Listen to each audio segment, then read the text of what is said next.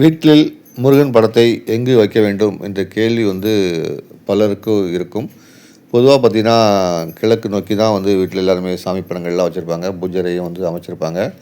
அந்த வகையில முருகப்பெருமானையும் கிழக்கு நோக்கி நீங்க வைக்கலாம். அதே நேரத்தில முருகப்பெருமான் படம் நடுவில் மற்ற தெய்வங்களுக்கு மத்தியில் நடுவில் முருகன் படம் இருப்பது போன்று அமைத்துக் கொள்வது நல்லது. ஏனென்றால் நீங்கள் பூஜை அறையில் முருகப்பெருமானை வணங்கும்போது உங்கள் கண்கள் முருகப்பெருமானை தேட வேண்டும்.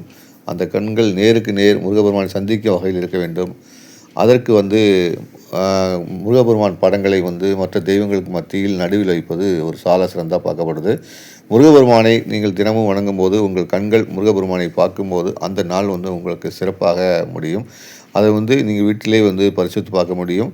முருகப்பெருமானை நேருக்கு நேர் நீங்கள் சந்தித்துவிட்டு செல்லும் ஒவ்வொரு நாளும் உங்களுக்கு சிறப்பான பலனை அளிக்கக்கூடியதாக இருக்கும். நீங்களும் முயற்சித்து பாருங்களேன்.